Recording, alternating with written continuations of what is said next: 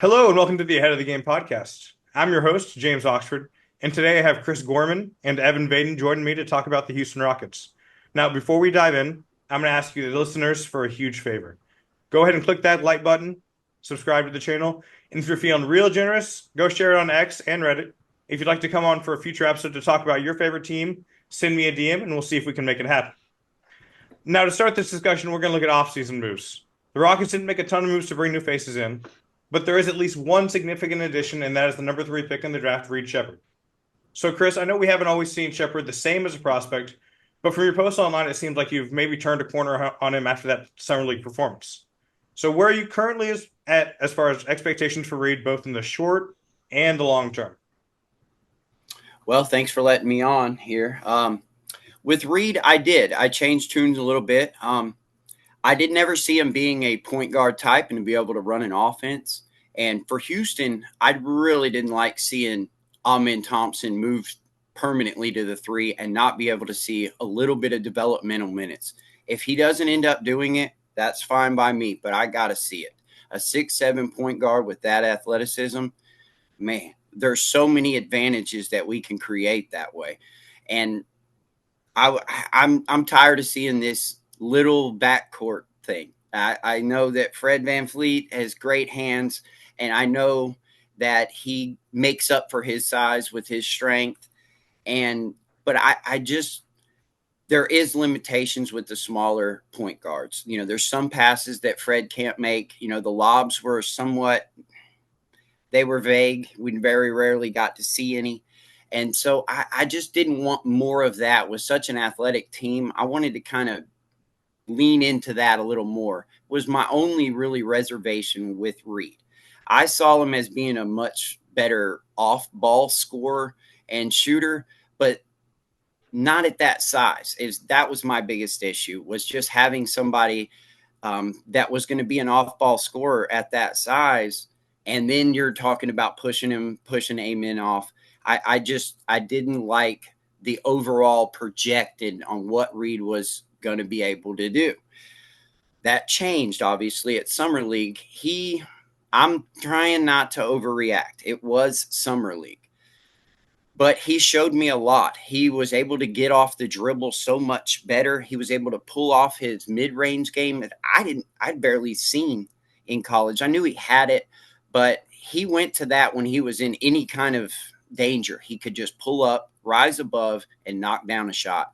I didn't see that in his game, and that was a big change for me, was the ability to kind of add to the arsenal, where now he's got a mid-range pull-up that he can almost get off, and we saw him hit it over Sar.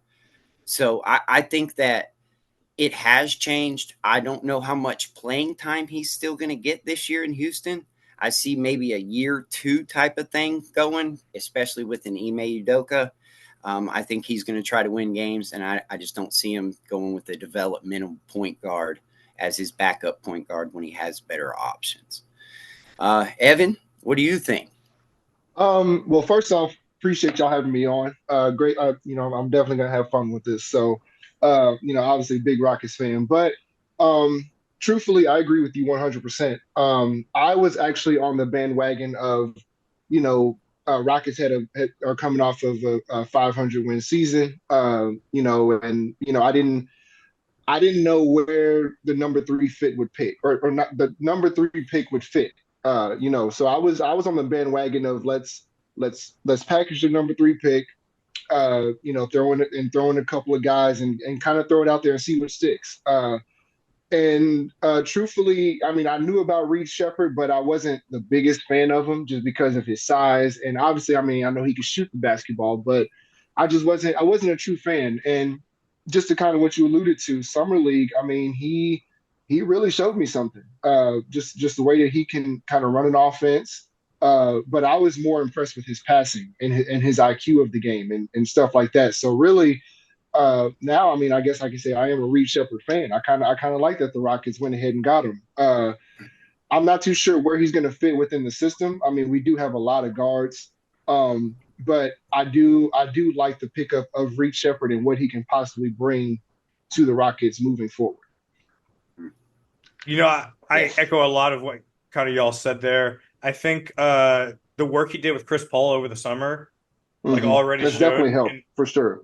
And again, you don't want to overreact to summer league like Chris was saying. It is just summer league, but you really what you're looking for in summer league is process and how many guys added to their game since the end of what we saw last season. And clearly, he's a guy that's going to be in the gym working on his game, Hmm. which isn't going to be able to fix all the physical limitations. There are physical limitations. It's not like he's ever going to be an Amen Thompson. What I think is interesting is his possible fit with Amen Thompson. You do talk about him moving him in off ball.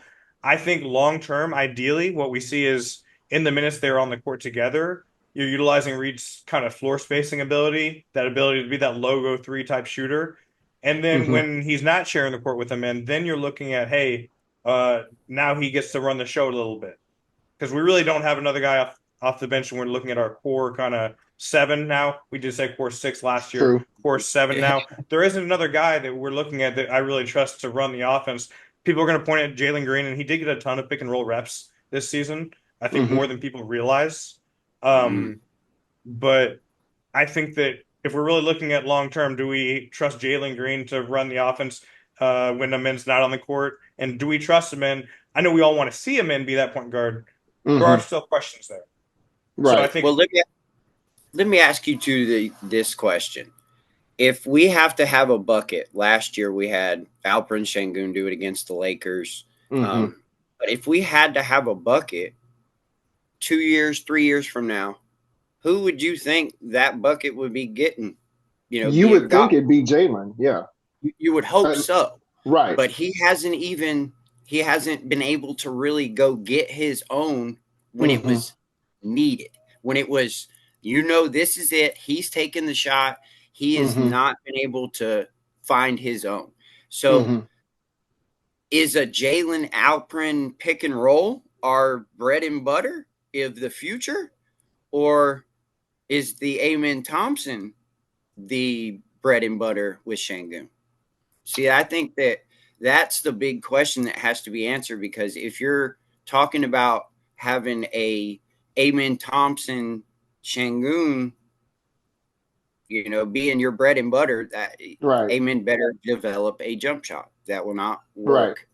Right. He better. Before we get too much into the other players, I do want to hit on one more point that you kind of mentioned, and you messaged me before Chris about Reed Sheppard's Rookie of the Year odds.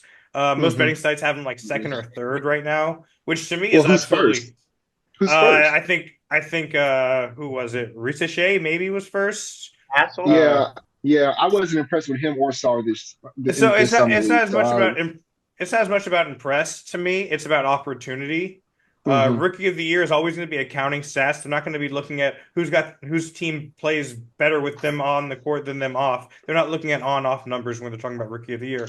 They're looking at who's going to go get that 25 and 5. That was kind of like 10 or 15 years ago. That was kind of like the stat line you were looking at, the Tyreek Evans stat line, right? He hit that stat line his rookie year. People thought he was going to be a star because everyone who would hit that 25 and 5 had been a star. Not to say that's kind of any standard we should be looking at, but if we're being realistic and you're putting money down on a bet, you got to look at what their criteria is. And I don't think Reed Sheppard's going to get the opportunities this season to hit that. Now, if we're looking at good value bets, I saw like Bub Carrington was plus 2,000 on one site. Oh, wow. To me, that's insane because he's going to get the opportunities. He just got drafted alongside Alex Sarr, who's, I think we saw, going to take a little bit of time to learn how to be effective offensively. Defensively, I think he's going to be there, but offensively, he's going to struggle. Bub Carrington would be an awesome pick. And so if you're making this pick and then he doesn't win Rookie of the Year, don't come at me for money. But if I'm putting money down right now, it's probably on someone like a Bub Carrington, some guy who can come into a team that has zero expectations as far as wins go and can just put up counting stats. I feel like a dark horse for Rookie of the Year could possibly be Stephon Castle.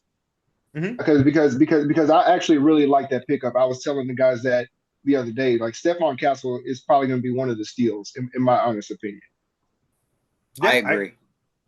I agree with that. Again, Rookie of the Year is not an efficiency award either. Every rookie gets the efficiency discount. Oh, they're rookie. They're not going to be efficient. Reed Sheppard might actually be an efficient rookie, but he's not going to get any kind of bonus when it comes to Rookie of the Year for that efficiency. That's not how the award works in its entire history. So yeah, I just thought that was an interesting point you made, Chris. I just don't see the path. When Cam Whitmore is an NBA body. He was Summer League MVP. He was lighting up the G League, and it took him almost half a season to get up here. And it took him even a little bit longer to crack get in the a real rotation. rotation. I mean, and that was because of injuries almost too. Yeah. And last year we were trying to make the playoffs, and that was a kind of an under the radar expectation. But this year, that is the expectation. And if you think that Reed Sheppard's going to be playing early fourth quarter minutes as a backup point guard in Ime Udoka's system, you've got another thing coming. Yeah. I just don't see where I absolutely agree. There is a path for minutes. If he's going to be an off-ball shooter, that's great. But I've heard people tell me that he'll share the floor with Fred VanVleet. That doesn't make sense. That doesn't make sense. And that's also not a pathway to put up those counting stats that you need for Rookie of the Year if he's just an off-ball shooter. Yeah. Exactly. And then not to mention that, last year we had injuries and the rotations shouldn't have been that hard to crack. I mean, really and honestly. And Cam couldn't do it. Amen was there, and he was, what was he at 20 minutes for most of the season? And then 22-ish. Yeah, I think he finished at 22. And no, I just don't see the path for the minutes, the ball. I mean, how many shots you giving Reed Sheppard? Exactly. Yeah. He's got to be 7th on the poll, right? At minimum. And then you add Dylan Brooks and Fred VanVleet. I don't see the amount of basketballs.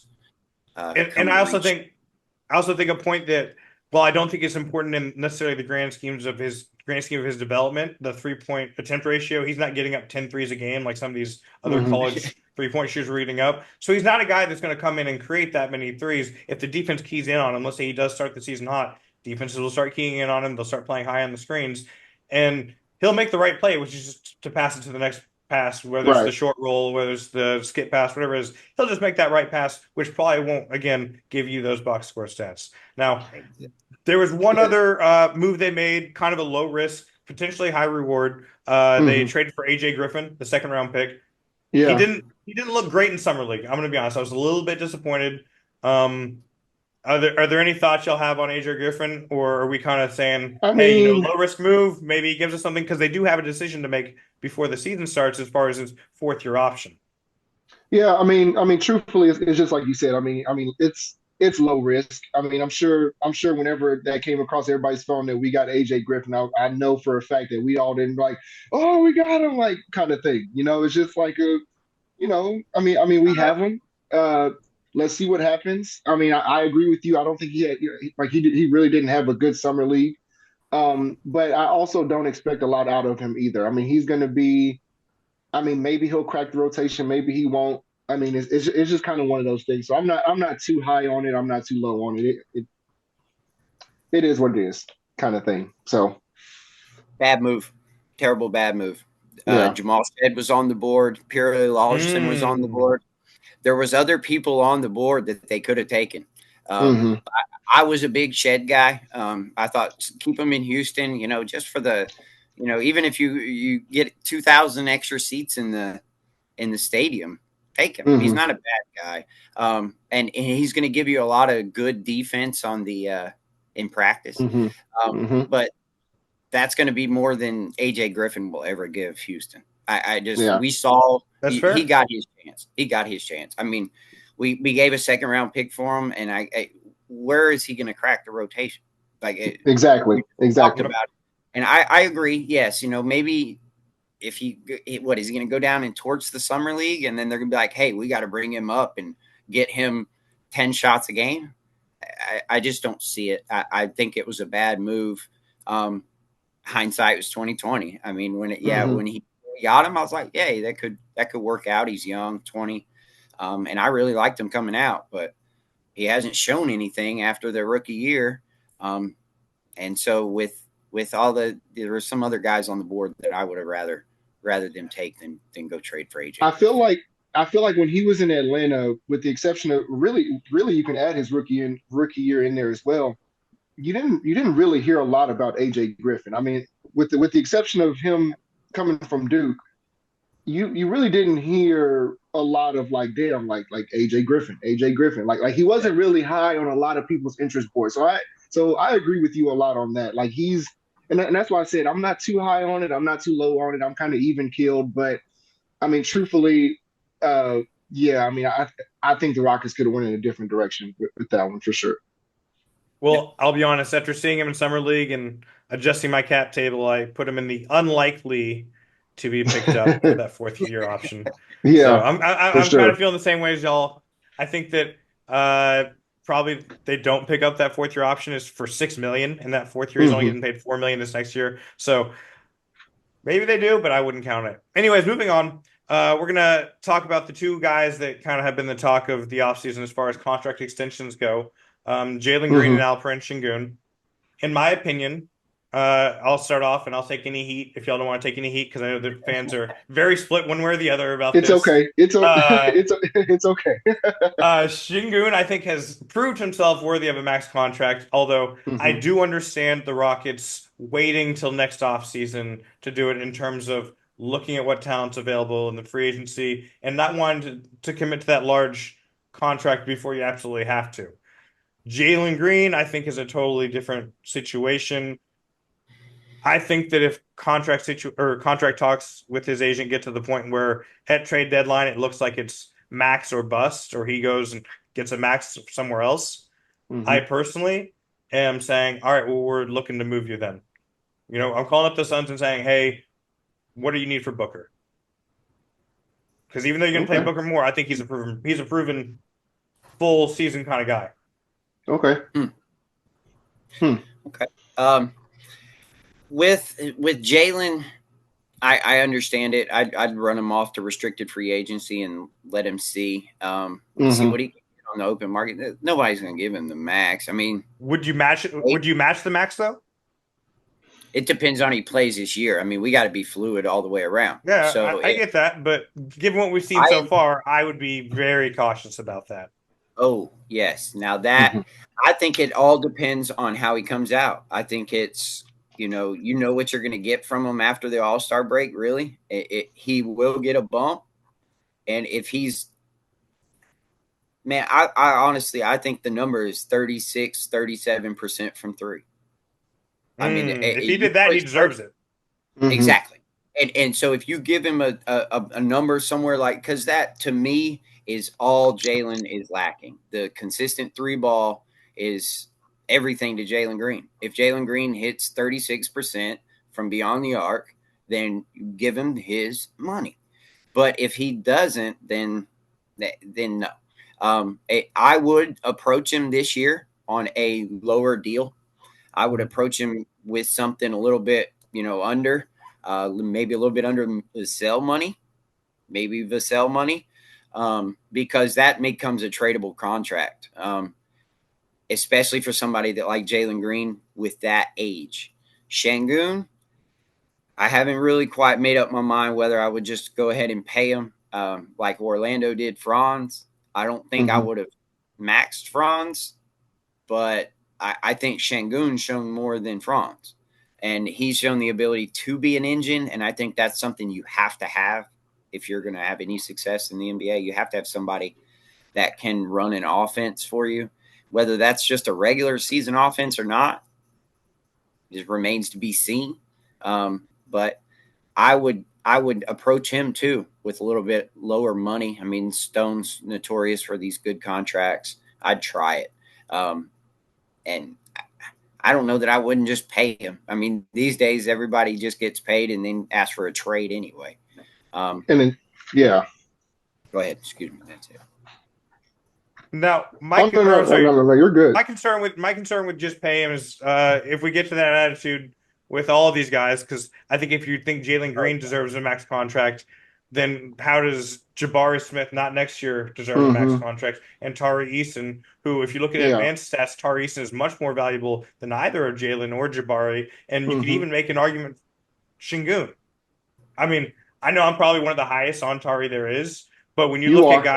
when you look at No. guys who just make guys better or make the team better when they're on the court, And this is something that Amin Thompson does. This is something that Fred VanVleet does. And this is something that Reed Sheppard showed at Kentucky and probably will bring to the Rockets. They're guys who the team plays better when they're on the court. Like it's just something that is seen throughout their entire careers. Is seen throughout Fred's pretty much entire career. The team plays better when he's on the court, and that's not because he always has a bad backup point guard. He was the backup to Kyle Lowry at one point. If you ask me truthfully about Sengun and Jalen Green, I actually think it was smart for the Rockets to not entertain both of those offers right like this summer, because if you think about it, let's just say for the sake of argument that they went ahead and offered Jalen the max and told Sengun like, hey, like, we're going to get you on the back end. Then a lot of people are going to think that, okay, well, you gave Jalen the max. This is going to be, Jalen moving forward. Jalen's the future, and vice versa. If you did that with Sengun and told Jalen he's going to get it on the back end, then Sengun, everybody's going to think that Sengun is the future. So I'm glad that that the Rockets were smart enough to say, we have two really good players here. Let's wait on. It's either we're going to max both or we're going to wait for both. So I'm glad they didn't make that decision. I agree. Yeah. So I think, but truthfully, if I had to choose one, then I would kind of like Chris said, I would start with Sengun first. I would kind of I wouldn't give him the full max, but I would throw something out there and kind of see what it sticks. Because I'm a big Jalen Green fan, but I don't feel like Jalen is max worthy right now. And I was telling the guys this last night because we recorded ours last night. This is going to be a very, very, very big year for both Jalen and Sengun. I like to look at it as it's all-star or bust for the both of them. They need to have all-star type seasons. And I mean, you can give credit to Sengun. He basically had an all-star type season last year and he didn't get selected. But more so for Jalen than Sengun, it's all-star or bust. And he needs to have that kind of year that he had post All-Star this year, where he was popping out babies left and right. Like we need baby daddy Jalen Green to basically show out. Like he needs to hit the ground running, or he needs to hit the court running. And like I said, it's All-Star or bust for Jalen. So if I had to choose, it would be Sengun. And like I said, I think it was smart for the Rockets to hold off on both of them, and then let's see what happens at the start of the year. So I'm a guy that's really big on plus-minus numbers. And I was looking at two-man lineup plus-minus numbers earlier today. And per 100 possessions, Jalen Green is the only person in a two-man lineup with Tari Eason who was not positive on the plus-minus, meaning that their team outplayed the other team. Yeah. Which to me is like, if Tari Eason, plus-minus God, can't get you to positive, it's tough for me to hop on the bandwagon. I get what people see with Jalen, because at the end of the day, he's aesthetically pleasing. He's very aesthetically pleasing. And when he's on, like he was in March, it's super easy to say, oh, dude, this dude's, Kobe Bryant or something. Right. They say crazy stuff. And I get it, but if you're going to be a max player, you got to be playing the entire season, and then the postseason also. You can't say, hey, this 20 games right here, I'm going to really turn it on, but the other 60 games of the season, I'm going to be in the background getting pulled from games in the fourth quarter because Ime doesn't even trust me. Yeah. And that's the thing too. And that's the thing too. Ime had him in the doghouse a lot before All-Star break. Had him in there a lot. So that's very concerning too. As GM and owner of looking at these max contracts, because if you're in a doghouse, then that's showing me that you're not worthy of XYZ. So one interesting note that I was doing a little cap playing today on Spot Track. The Rockets will have to the first apron, and we've seen that Tillman's willing to pay into the tax. The Rockets will have 65.6 next year. Is that what you got? I got 63.5, but I'm not great with the numbers. Yeah, there's a dead $2 million that I found. And then 77.5 to the second apron. 77.5 to the second apron. Now that's a lot. That's a lot. of I cap. agree. But they're And only that opening that up if they get rid of Fred, though. That's the only way they get exactly, that much room. And so that's kind of what I exactly. wanted to talk about next. Do the Rockets pick up that third year on Fred, or do they say, "Hey, we love what you brought as far as leadership. Can we bring you out back at maybe a lower number for a few more years?" As we kind of get into your twilight years where maybe you're not starter material, you shouldn't be paid $45 million. 44.8 is what he's set to get in 25, 26. I don't think he's worth that right now. As much as I love him, No, no, no, no, he's no, great for us. no. But we paid for his leadership, and he did a great Hmm. job turning the corner for us as far as changing the culture of the team.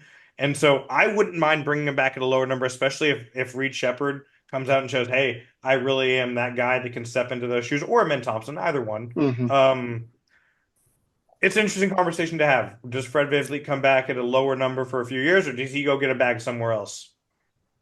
I mean, I feel like he already gotten his bag. So really now at this point, it's just more so, where you're comfortable, where you want to win, and what makes you happy at the end of, or within your career. Um, Hypothetically, if we did say, like, hey, like, thank you for your service, thank you for your leadership, and kind of move on, then it goes back to what we were talking about earlier. Who's going to fill in that point guard spot? Because we had that issue before Fred even got there with KPJ and that whole experiment and stuff like that.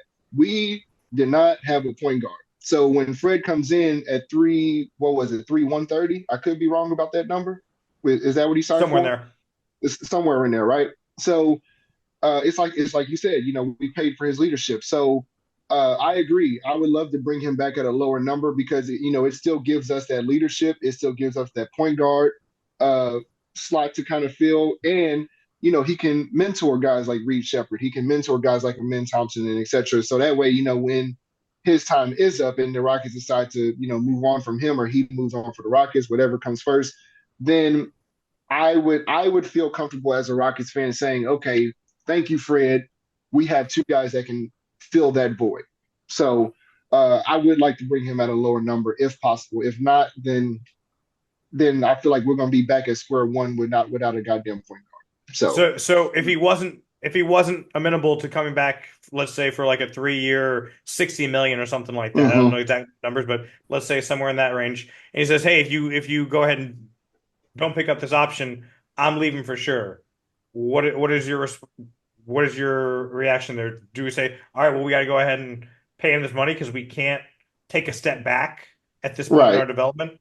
If he turns down whatever the Rockets give him, then like I just said earlier, then I feel like we're back at square one with the KPJ era. I mean, obviously he's not on the team, but it's that era without a true point guard. The Rockets need a true point guard, and we don't really have time to waste because we're post Harden and stuff like that. Like we're trying to work our way back up into the playoffs and etc. And making those deep runs. So right now it is very, very true and big for us to have a true point guard. He's only 30. Yeah. But at that And, size, you age quick. yes, I agree. And he's got a lot of miles. I think you have to really Ime's gonna have to do something about that backup point guard spot really early. If he can get and find out, I mean, I know I argued that Reed might not get time, but if you can find out whether he is going to be your backup point guard, you better do it early because Him or Holiday, right? Right. if Reed's good enough, if Almond tightens the handle and gets a decent jump shot or floater game that he can be that, I mean, and if Fred's not looking to come back on a lower number, trade him at the deadline because Okay. there's a And ton see what of, sticks. Right. Yeah. yeah, because if you come to Fred, come around the deadline and say, hey, man, look, it looks like we got somebody to back you up. We're not going to pick up that option. Are you going to come back on a lower number? And he says, no, I'm calling the Lakers. I'm calling anybody that would want to take a flyer on him. And then he's essentially an expiring contract. So I think you really, really got to figure out what you have early. Because I would hate to come into the, after the deadline and, if we're scrapping to make the playoffs and you barely know what you got, we're going to be in that spot, and we are exactly in that position to have to pay Fred VanVleet big money. And that's not a good I place to agree. be. Yeah, because, you're right. We'll be back in the same spot. But, I mean, Tyus Jones is available. I mean, can we find somebody Very that true. could fill that gap? Is there somebody out there that we could fill that gap that we don't have to pay? What does he get next year? $44 million. I mean, it's a lot. But you don't, like you said, you don't want to be in that spot. And if you run into the end of the season and you need Fred VanVleet back next year, I'm not happy. As a fan, I'm not happy if I don't know what Reed Sheppard is and I don't know what Amen Thompson can take the reins. You better figure out what you really, really have. You say it's an all-star bust for Jalen Green and Alperen Sengun. I say it's an all-star bust for the whole team. I think that's a good way to look at it. Tari Eason needs to play like an all-star role player. Mm-hmm. Okay? I'm not expecting him to make an all-star team, but he needs to play like Tari Eason played his rookie and sophomore year. We need the same thing out of Amen with the jump shot. We need these guys to have big goals, and we need to see what they have before we are in that position to pay a Fred VanVleet going into his later years with a lot of miles on him, a lot of money. So that's the next guy, very good point. Yeah, so the next guy I want to kind of look at Jabari Smith and Tari Eason. They'd be the two next guys actually up for extensions the following year. Obviously, it's pretty well known what I feel about Tari. He's one of my favorite players. I think again, he's a guy that just makes things happen, makes teams better. Jabari Smith is pretty much the opposite of him in terms of plus minus. He was like -8. The team was like 8.5 points better with him off the court than him on. Now, some of that is because he doesn't share the court a lot with Tari Eason. So when you're out on the court with the best plus minus guy, it actually hurts you quite a bit. But Tari Eason only played 480 minutes this season or something like that. So that wasn't that wasn't the driving issue there. I don't feel the same about Jabari as I do Jalen in terms of like I don't see the vision. I absolutely see the vision with Jabari. So those plus minus numbers actually surprised me a lot more than Jalen's did. Again, he's obviously got like the archetype you'd want for a successful player. And I see him in matchups like he's trusted, not always successful, but trusted to guard guys like Kevin Durant, trusted to guard guys like Wembanyama at times. Giannis, like it screams versatile role player, like plug and play in any system, and yet he hasn't stuck here. Agreed. I'm not sure in terms of plus minus. So, kind of, what are your thoughts there for Jabari? Chris, you can go ahead. Ooh, I was just about to say I'm interested in what you have to say. I just got into a pretty good discussion about this very topic, and I am a Tari Eason fan, and I'm not a Jabari Smith fan. I think Jabari Smith Jr. does one thing that nobody on this team can do, and that's shoot over people. He is a failsafe. If you cannot have anybody, nobody can create anything, throw it to Jabari. He can shoot over everybody in the league. And that's really, he's good at doing that. Getting to a mid-range, he's not really good at getting to it. He's good at hitting the mid-range shot. He was, pretty good in the short roll this year and a little bit of limited action. But what can Jabari Smith Jr. do better than Tari Eason? Name one. Shoot. He didn't shoot a better percentage. Yeah, not really. A better career percentage. Did you know that Tari Eason has a longer wingspan than Jabari? Tari is just a freak of an athlete. We can't compare everyone to Tari because everyone else fails. Come on now. But he's 6'9" compared to what was supposed to be a lengthy defender. My argument 6'11", my argument was, who's a better shot blocker in your eyes? And I said I trust Tari more. I don't know if that was really true. I just kind of I don't know that I trust either one of them to be a rim protector, but I just would rather see Tari Eason get the type of minutes that Jabari Smith Jr. does.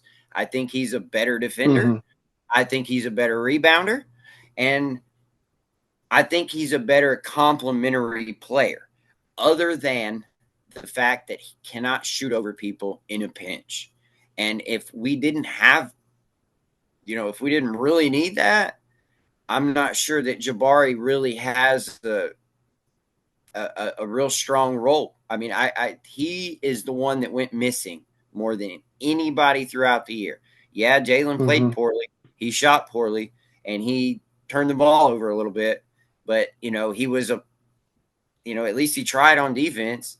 And Jabari, it seemed like sometimes he was out of position. He wasn't staying in front of his man, and he was getting blow-bys on the smaller guys were getting by him real easy, and the bigger guys were just bullying him. I love Jabari Smith. I just don't sure that everybody just kind of pencils him into that 5 spot on times and 4 spot as a starter. And I'm not sure that I wouldn't rather have Tari Eason in that spot.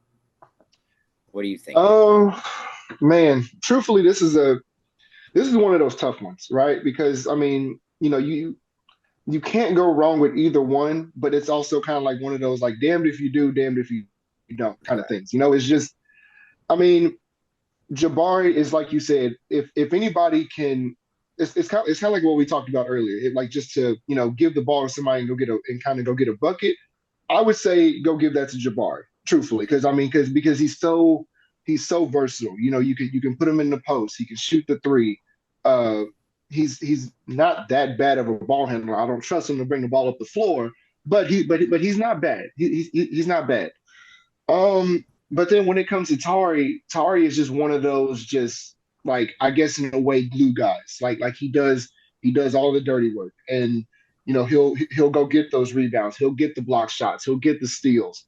And so it's really hard to choose one, but I'm gonna take something that you said, Chris.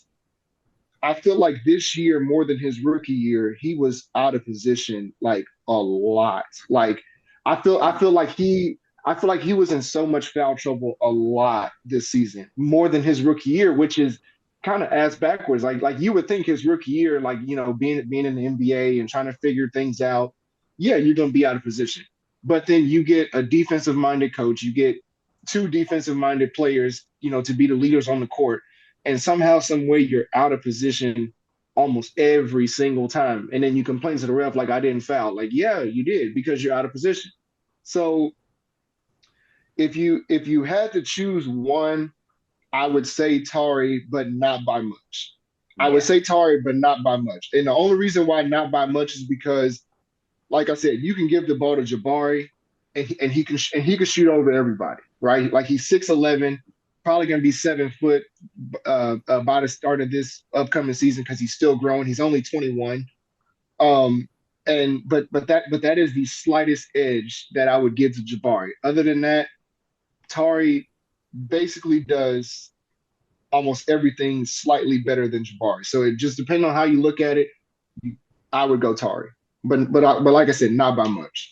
And I'm not in any way like saying that to choose one. I just I like Tari's I like the way Tari defends. Tari's going to go get a free bucket, 2 or 3 times a game that I don't see Bari doing. And I'm sorry, go ahead. I just feel like it would be nice to have, I feel like you can play faster with Tari, and with a little bit of more of an athletic lineup, he'd be great at the 4. And if you could, find somebody that could run with him a little bit, I guess you could try Bari at the 5. I just didn't see much of the playing fast that really worked well with Bari. I think you can play a lot faster with Tari. And that's something I like a lot. What I like about Tari that I didn't think of with Tari, he's not the kind of player that demands the ball. Like he's not one that you run plays for and stuff like that.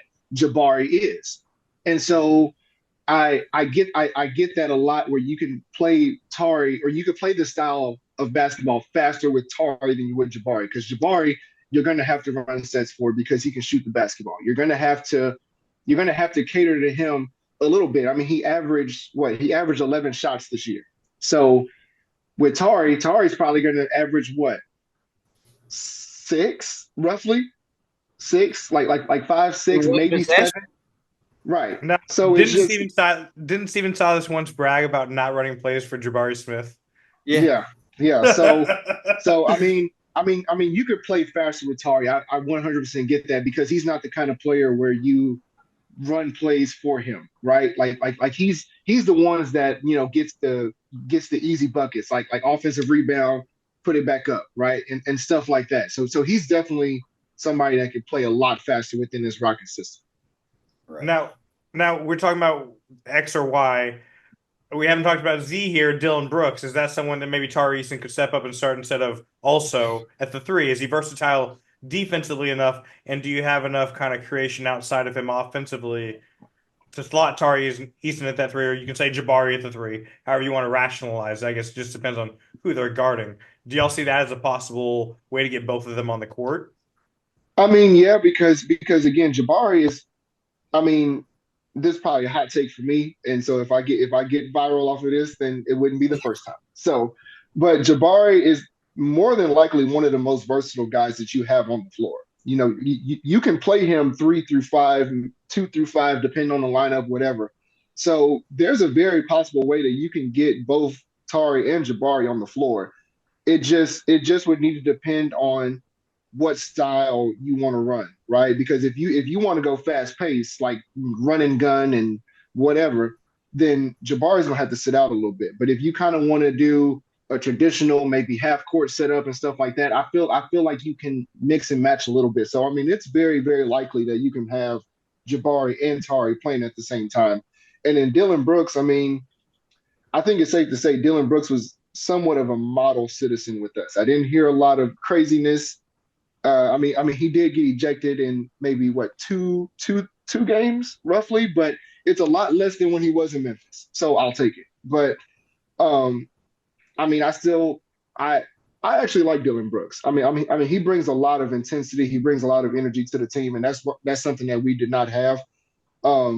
He wasn't that bad of a shooter for us, so I think still keep Dylan in that starting spot and then kind of work your way around after that.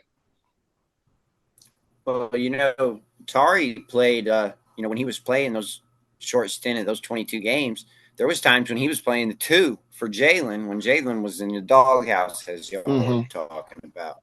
Yeah, you could definitely put them together.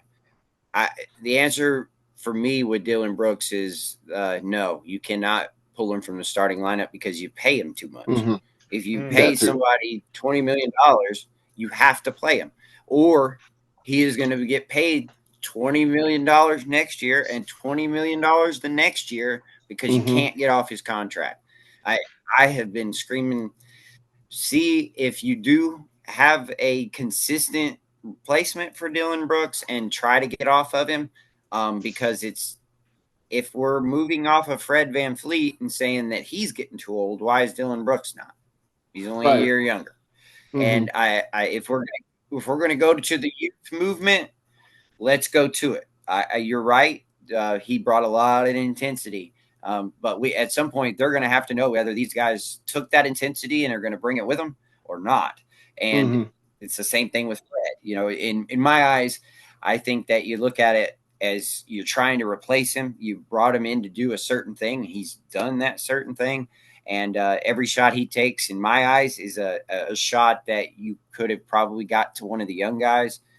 And I'm a little bit more on the developmental, keep running with a little bit more of the developmental thing because I think we can have something special that way. But, yeah, I mean, Dylan Brooks is going to have to stay in the starting lineup. Yeah. Now, last two guys I think that are worth talking about as far as kind of our core group would be Amin Thompson and Cam Whitmore. We talked a little bit about Amin already. One thing that I'm super excited about this season, assuming the starting lineup is what we think it's going to be, same as last year, is that bench unit. And I don't expect Ime to go with a full five all that often. But if you're talking about lineup continuity and building that towards the playoffs, man, a bench lineup of Sheppard, Thompson, Whitmore, Eason, and Steven Adams, I think could really blow out other teams in terms of just defensive playmaking. You got a lot of guys out there. How many breakaway dunks is that unit? Cam's about to feast, man. Seriously, man. That's all they do. It's going to be off the charts. It's going to be off the charts. Sorry, James. And that's a lineup that I think insulates Sheppard's weaknesses. He didn't look great on ball defense, I think, in Summer League. That's still an area that I think is overstated a little bit in terms of how hideable he is, because there's plenty of point guards in the league that are playing huge minutes that look worse than he did. But that's a lineup that can even insulate that, or hide that weakness of his, because you got a man out there, you got Eason out there.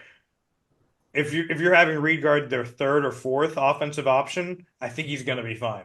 Like, if that's who they want to run their offense through, that's fine. So, where are y'all at as far as Cam Whitmore? We've already heard about him, and if you want to talk about him as well, perfectly fine. But Cam, I think we haven't touched a ton on. Cam has to break the rotation this year. He's already shown the potential, right? So kind of like what I said about Jalen, about being all-star or bust. And Chris kind of alluded to this too, where it's really all-star or bust for everybody. And it doesn't have to necessarily be you are an all-star, but you need to have all-star type years. And I think Cam Whitmore is definitely high on that list for me, because I feel like whenever he was in the game, just a huge spark of energy. Huge, like it's crazy. Like, didn't he set a record, or wasn't there a streak of how many times he came off the bench and had like 15, 20 points? It was some kind of streak he had this year, coming off the bench and doing something crazy. So I really think he can break the rotation. There's guys that played a lot heavier than him that I didn't think really should have been playing a lot heavier than him. So if I'm Cam Whitmore, I'm going into this season thinking I am going to break the rotation. I'm going to be the sixth man off the bench. No ifs, ands, or buts about it. Like, that needs to be his mentality. I agree. He's got to show something. I think this all kind of falls back on what we were talking about before, about where's the basketballs coming from, where's the minutes coming from.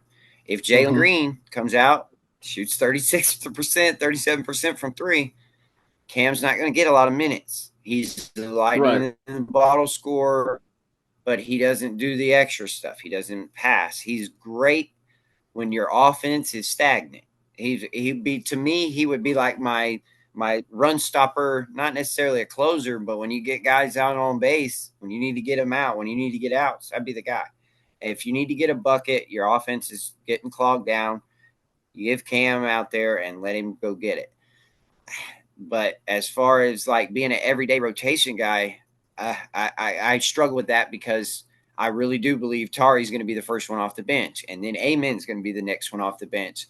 And with Ime's defensive versatility, he's at least 8. Yeah, right. Yeah, and I do think Cam has a good ability, and he will be able to thrive. But he needs somebody else with a little bit of a calming presence on it.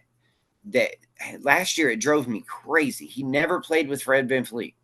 It drove me nuts. Let Fred VanVleet open him up a little bit. Let him learn how to play basketball with a veteran presence. They never did that. They always stuck him out there with Aaron Holiday or somebody else, and it drove me crazy. And then they're like, hey, he's going to have to learn how to play NBA basketball at 20. Well, why don't you show him how to play NBA basketball? Wasn't that the reason why you brought Fred VanVleet in, for Jalen Green and the rest? So I just wish they would have a little bit more of a calming presence. I know that, Holiday is a pretty good presence off the bench as far as veteran. He's not running the offense. I would like to see Cam in a real offense. Every time we saw Cam last year, it was just like, who's running this? Amen? No, you take it. No, you take it. And it was a little bit clunky. And I wish that we'd have somebody kind of, because you saw it in Summer League. Not much has changed, man. He's really kind of I was going to say, I hope we don't see more Cam pick and roll like we did in summer league. I get it, summer league. You're trying new things, see what he can do. I think he proved pretty well. He's not the guy that's going to be running the pick and roll. He's the guy that you're going to swing the ball to the opposite side, and he's going to beat the closeout defender and slam it on the help defense's head, or he's going to cut back door and get the lob back door from one of our hopefully great passers with the ball. But we'll see. Some of our guys aren't so great. Some of them, I think, But that's the we'll kind of find them every player that time. we need, though. We need Yeah. that person that's Absolutely. gonna be like that spark. Because I mean, hell, we could be down 10 points. You put Cam Whitmore in the game, we'll be up 5. Like we need that kind of person that's like, okay, I got it coming off the bench. And Right. that kind of score is almost like a rarity nowadays. The guy who you actually don't want the ball in his hands for 10 seconds of the possession. You want him even maybe coming off a pin down or again cutting back door, and he just catches it and finishes it. He's a play finisher.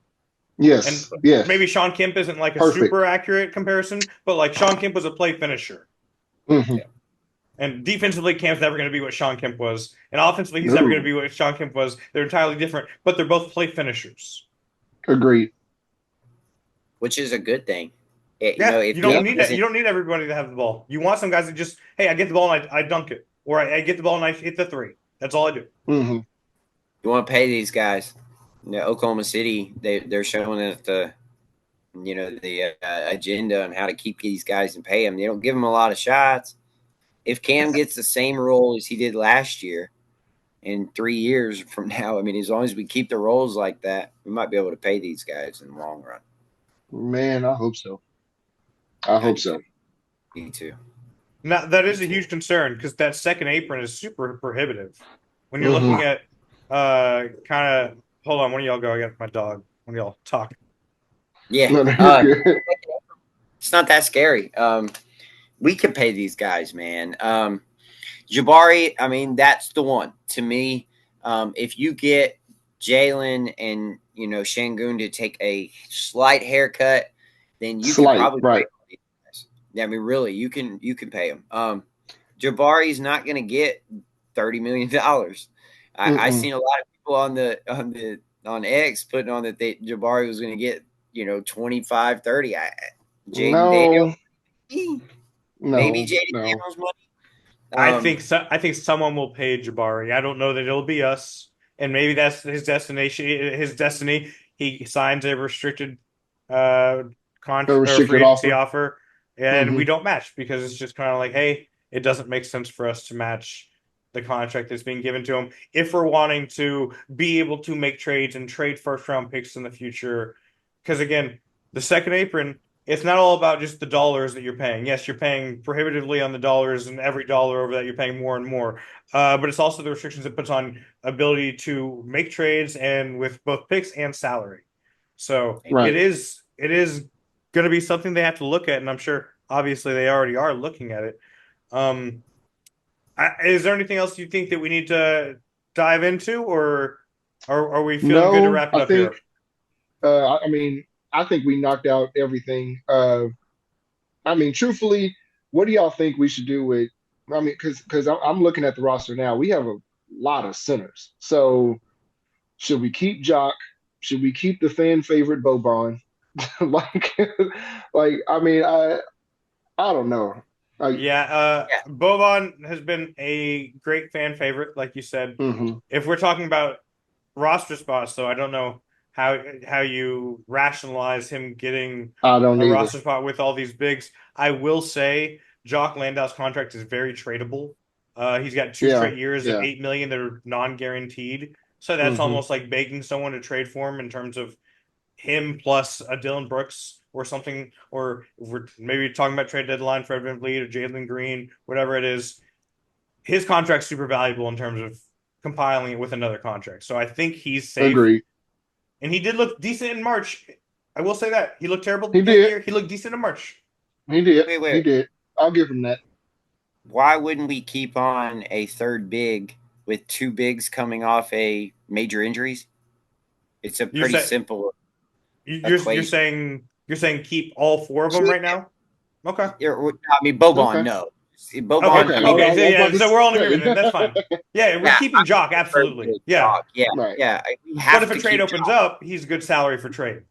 It depends on what happens. You still got Steven Adams coming off a major knee surgery. Definitely, and you got to look how he is for sure. That was ugly. And so, what happens when you have back to backs? You don't want either. You really don't want either one of those guys playing back to back. So at least at first, I would. Keep Jock for a spot start. He's only making what $9-10 million. You keep him flat eight. Flat eight. Then I was big on keeping Jock around. There's a lot of people calling for him traded. That was a bad move to me because you're coming off of two injuries with two bigs, and if anything flares up, you've got one big. You got somebody to back up. Yeah. I don't think you trade him just to trade him. He's not a negative. He's definitely not a negative. But I think that if his salary is needed in a trade, but Jeff Green can also fill that role. I think Jeff Green's contract is almost like the exact same. Hold on. Jeff Green is 9-6. 9-6. Okay, so Jeff Green would fit in most trades that Jock would fit in also. And I think obviously you have a little more positional depth in terms of guys that can play the spots that Jeff Green's going to be playing. Yeah.